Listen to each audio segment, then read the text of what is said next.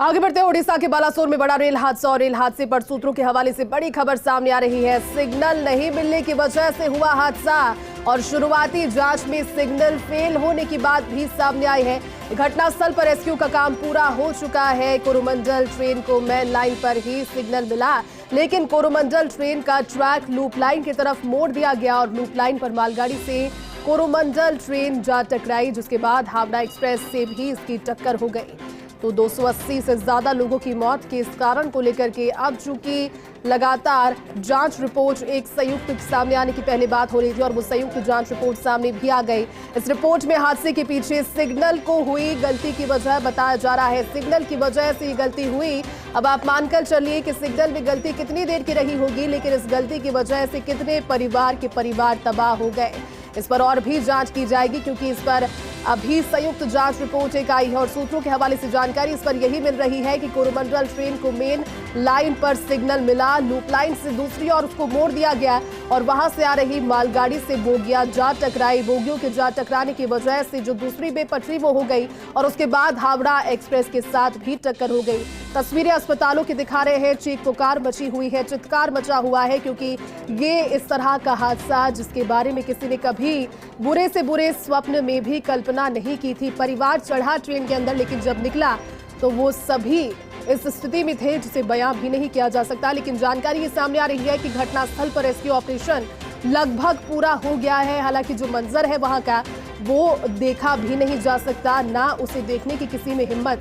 जो लोग वहां पर रेस्क्यू कर रहे हैं वो बता रहे हैं कि इस तरह से शवों की हालत है, इस तरह की स्थितियां हैं जिसे शब्दों के जरिए बयां भी नहीं किया जा सकता। लेकिन इन सभी के बीच में जो ग्लिच है वो रेलवे सिग्नल का ग्लिच होना अभी सामने आया है। यानी कि जानकारी पहले सामने आ रही थी कि हो सकता है ट्रैक पर कोई दिक्कत हो सकता है ये बेपटरी जब हुई हो तो उसके बाद ट्रैक लाइन या फिर रेलवे लाइन पर कोई दिक्कत आई हो, या फिर टुकड़ों में जिस तरह से खबर सामने आई। शुक्रवार की शाम को सबसे पहले सामने आया कोरोमंडल के जो दुर्घटनाग्रस्त होने की जानकारी है उसको लेकर, फिर जानकारी आई मालगाड़ी के साथ टकराने को लेकर। उसके बाद देर रात तक की जानकारी ज्यादा स्पष्ट हो गई और फिर समझ में आ गया लोगों को उन तस्वीरों के जरिए भी जो सुबह ड्रोन शॉट्स आपने भी देखे होंगे, आपके भी टेलीफोन पर, आपके मोबाइल फोन पर, टेलीविजन पर वो तस्वीरें आई होंगी, जिसमें तीन बोगियों से ज्यादा, 3 ट्रेनें माफ कीजिएगा, वहां पर एक दूसरे से टकराई हुई थी। और उसके बाद जिस तरह की स्थितियां वहां पर बनी, पहले ही साफ हो गया था कि जिस आंकड़े को 50 लोगों की कैजुअलिटी कहा जा रहा है, बताया जा रहा है कि 50 लोगों की मौत हुई,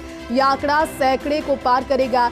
धीरे धीरे 70, 90, 120, 207 और उसके बाद 280 पर आकर के उससे भी ज्यादा इसमें क्षति हो सकती है, क्योंकि अब इन चीजों की जब बात लोगों की जो परिवार जिन्हें खोजा जा रहा है, किसी का कोई परिवार का सदस्य रेल के अंदर फंसा हुआ है, उसके बारे में जांच की जा रही है। हालांकि रेलवे की ओर से अभी हेल्पलाइन नंबर्स भी जारी किए गए हैं। वहां पर कोशिशें सभी के साथ में सामंजस्य बिठाकर ये की जा रही है कि अगर किसी व्यक्ति को तत्काल इलाज की जरूरत है तो उसे किस तरह से कटक अस्पताल में, क्योंकि प्रधानमंत्री पहुंच रहे हैं, वहां पर भी वो लोगों से मुलाकात करेंगे, उनकी कुशलक्षेम जानेंगे, क्योंकि आप समझ सकते हैं कितना भयानक मंजर जिस हादसे का रहा होगा वो अभी ज्यादा कुछ कह पाने की स्थिति में नहीं है। सिर्फ ये प्रोसेस कर रहे हैं कि इस भयानक रेलवे हादसे के दौरान, जो कि इतिहास के एक भीषण रेलवे हादसे में अब दर्ज हो चुका है, उसमें उनकी जान बच गई है। तस्वीरें आपको दिखा रहे हैं, अस्पतालों की तस्वीरें हैं और तस्वीरें ट्रैक की भी दिखा रही हैं, क्योंकि ओडिशा के बालासोर में हुए भीषण रेल हादसे को लेकर जो संयुक्त जांच रिपोर्ट सामने आई, इस रिपोर्ट में हादसे के पीछे सिग्नल में हुई गलती को वजह बताया जा रहा है। यानी कि सिग्नल में एक गलती हुई और उसका खामियाजा 280 से भी ज्यादा परिवारों को भुगतना पड़ा।